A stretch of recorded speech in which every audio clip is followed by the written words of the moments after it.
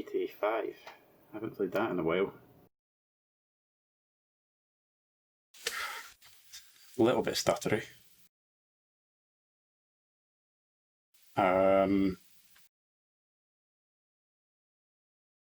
What the is happening? Jesus. Why is it so bad? Testing that Pentium, remember? Sorry? I said we're testing that Pentium, remember? Right. Cheers, Benji. No worries. So yeah, as the other guy said there, what we're going to be testing today is the Intel Pentium E5500. So join us after the intro to learn a little bit more about the CPU.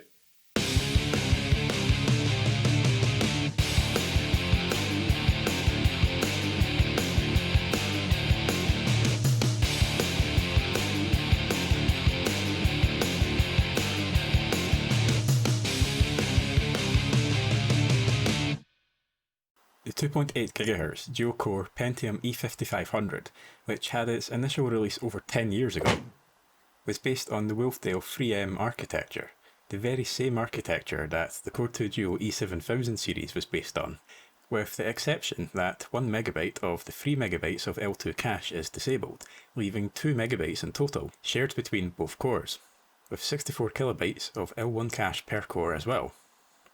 Yep, we know that's a CPU, Benchy. I think the viewers have gathered that by now.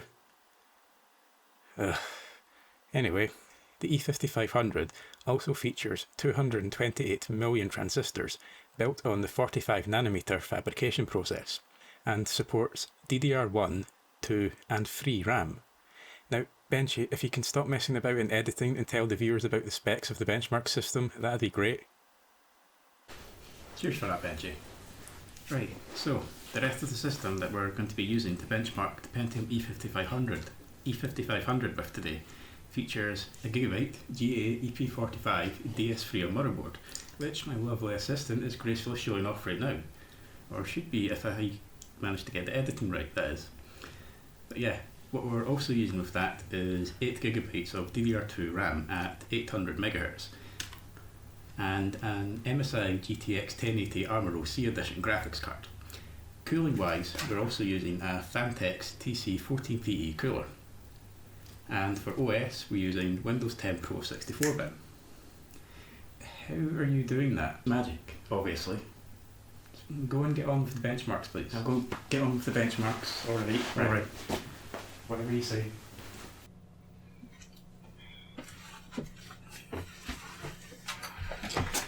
Right, so yeah, for the benchmarks today, we're going to be running some games and some production-focused benchmarks as well. So for the games, we're going to be running Fall Guys, GTA 5, 2016's Doom, and Crysis as well, to throw in a sort of older game there, amongst the more modern ones. So, and with all of these games, we're going to be running them at 1080p with the lowest settings, with the exception being Fall Guys, where all the settings will be at as low as they can go, apart from the texture resolution, which we'll be setting to full. So let's get the charts up on screen and then talk a little bit about how each game actually performed on the Pentium E5500. So Benchy, if you wouldn't mind putting the charts up, about now would be particularly nice. Thank you.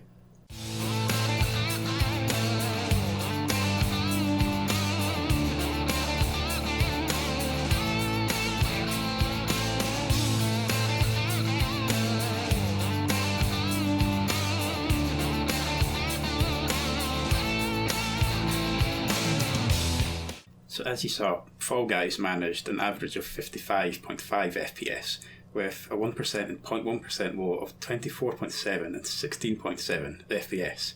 And throughout the game, there was noticeable amounts of stutter, especially when there were lots of beans around you.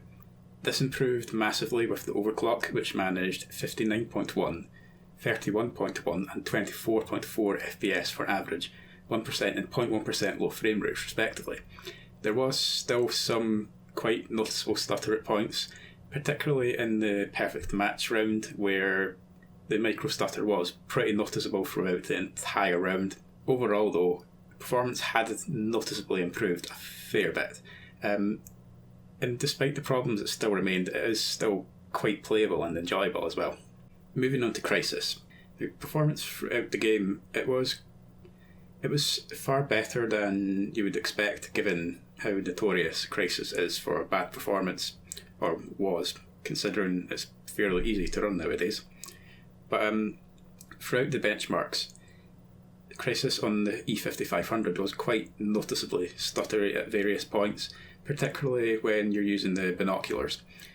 Where stuttering gets particularly bad though is in the latter few minutes of the test. The overclock did improve things massively, with 101.2, 48 and 16.5 FPS for its average 1% and 0.1% low frame rates respectively. There were still a few brief hitches throughout the game, but overall the stuttering had massively improved. Gameplay was actually really smooth, up until the latter few minutes of the test again, where on one of the benchmark runs in particular, you could notice the stuttering as stop-start-stutter, and it was reasonably noticeable. Although the other two of the three benchmark runs, they were actually fine, and that stuttering wasn't there at all. Moving on to 2016's Doom, and with the Vulkan API, we actually had to put the command that you're seeing on screen now in the game's launch options in Steam for it to even start. But with Vulkan, performance throughout that game in particular was really, really noticeably stuttery, and it gets noticeably worse in the last part of the UEC mission, the very first mission that you do. The overclock improves things a fair bit. Performance is still fairly stuttery throughout. Overall, the spikes in frame times are less severe than they were at stock, but it's not like the stuttering is gone. It's definitely still there, and you can definitely still notice the stutter in the latter minute or two of the UEC mission just before you finish it. We did also test OpenGL as well, because not everyone who is going to play Doom is going to have a graphics card capable of using the Vulkan API.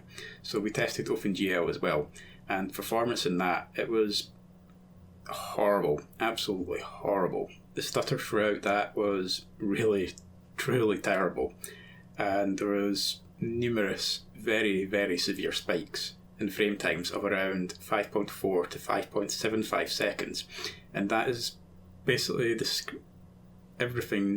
game freezing for almost 6 seconds at a time. So yeah, it's completely unplayable with OpenGL. Finishing off with the game you saw at the very start of the video, it's GTA 5, and you saw at the very start just how bad it was. The stuttering throughout the game was reasonably noticeable, although that wasn't actually the worst part. The worst part was the texture and object popping, because that was so bad to the point that if you don't know your way around the map by memory, you're not going anywhere at all. It was that bad. There were actually some parts of the game which ran smoothly, but not because they actually ran smoothly. It was because there were no textures or objects on screen because the CPU hadn't rendered them. The frame times overall were really, really, really inconsistent, and things like loading into and out of cutscenes took forever as well. The overclock hadn't actually improved things that much. Performance-wise, some of the stuttering is actually just as bad as it was at stock clocks, and throughout there was also some noticeable stop-start stuttering as well. Overall though, there was a vast improvement in stuttering and the object and texture popping, although both of them, particularly the object and texture popping, remain a pretty big problem. And overall the game it still isn't playable. So, now that we have the games out of the way, we're now moving on to the production focus benchmarks, and these are going to be the compression and decompression benchmarks in 7-zip, and we're also going to be doing some tile based rendering in Blender as well.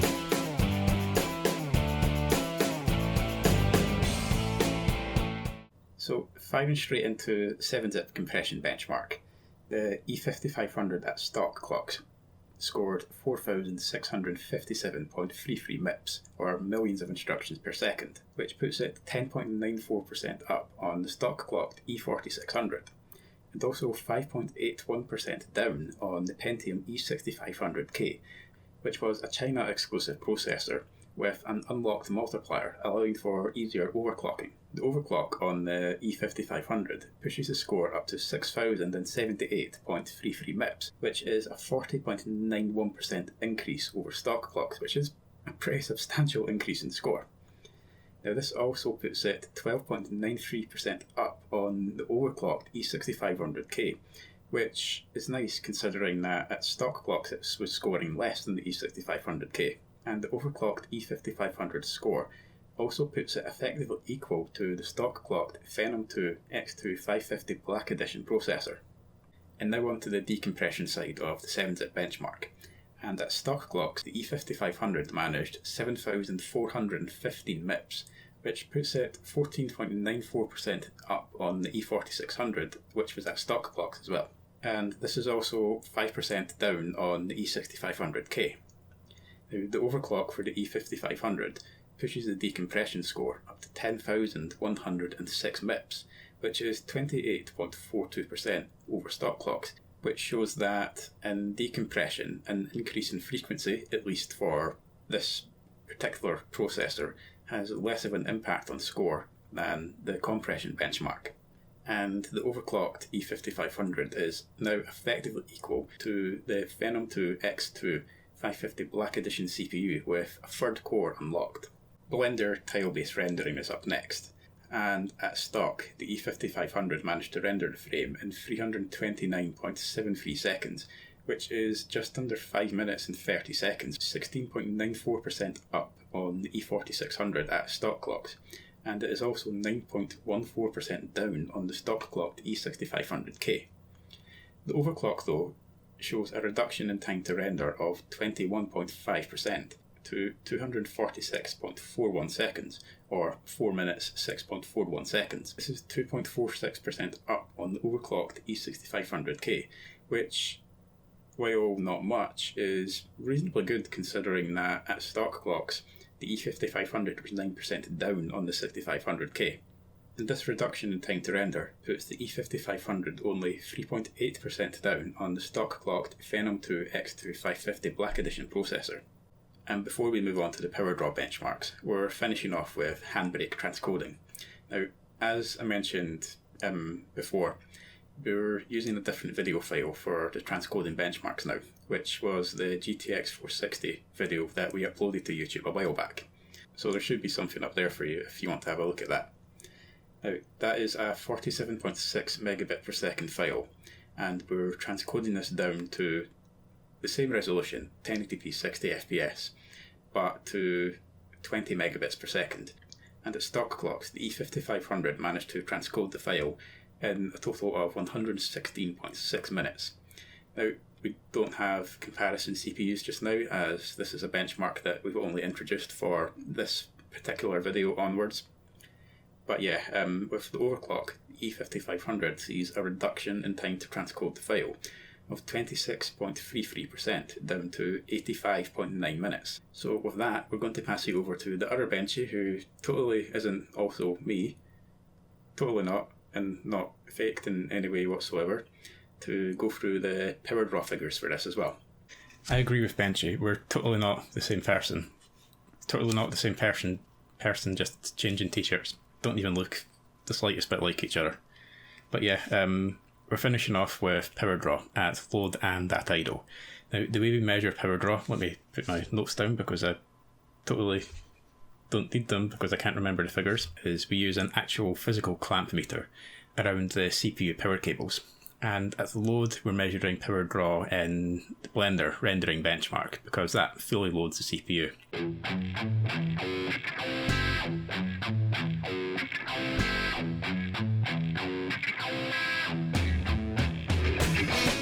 At stock clocks, the E5500 pulls 27.32 watts down the CPU power cable, plus or minus 3%, which puts it as pulling 4% less power than the stock clocked E6500K, or around 8.9% less power than the Core 2 Duo E4600. The overclock, though, pushes the power draw for the E5500 up to 47.39 watts, plus or minus 3%, which is 58.23% to be exact, over stock clocks, which is a fairly substantial increase in power despite 47 watts not really being that much. It is still a fairly substantial increase in power draw.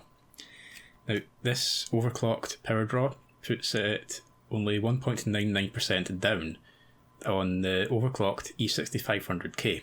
So because these figures have an error margin of 3%, it can be considered effectively equal in power draw to the overclocked E6500K here. Now, something that's interesting here is that 47.39 watts is 37.22% less power than the overclocked E4600, which is interesting because in the Blender rendering benchmark, the overclocked 5500 scores 11.24% better than the overclocked E4600, despite pulling 37% less power. And finishing off with idle power draw. At stock, the E4600 pulls only 5.75 watts, plus or minus 3% down the CPU power cable, which is a minuscule amount of power, barely anything at all, and that is with all of the power savings in the BIOS disabled, so 5.75 watts is fantastic. And this is 21.98% less power than the Core 2 Duo, Core 2 Quad Q8300. And with the overclock, the power draw shoots up to 8.25 watts, which is still a minuscule amount of power, especially considering the power savings are disabled, but that is 43.48% more power draw than the Pentium E5500 at stock clock, and this is 17.42% less power than the overclocked Xeon E5310 that I tested a few videos back, and 22.32% less power than the overclocked Q8300, although the Q8300 obviously does score far better than the E5500 in pretty much everything. No, it does score better than it in everything. It has 2 more cores. Can I just move over here? Because I have a feeling our friend is about to join us. You really need to tell me how you do that. I told you. Magic. Yeah, whatever you say. But yeah, to finish off the video, we'd like to give shout outs to our Patreon supporters, Shadow in the Void, Peter, and our newest patron, Matty Sterak, for helping to make all of this possible. And if you'd like to help us and if you'd like to support us, what should they do? They should like, share and subscribe. Yes, that's right. You should click like on the video and share the video to people we think may enjoy it, and also leave a comment as well. And subscribe to the channel if you'd like to see more content like this too. So if you'd also like to become a patron of ours, you'll gain early access to all of our videos 3 days before the public do, for as long as you remain a patron, at patreon.com/BenchyTests. You can also support us through our Ko-fi at ko-fi.com/BenchyTests. So yeah, thank you to everyone for watching our video. It's bye from me. And bye from me. Hopefully we'll see you next time.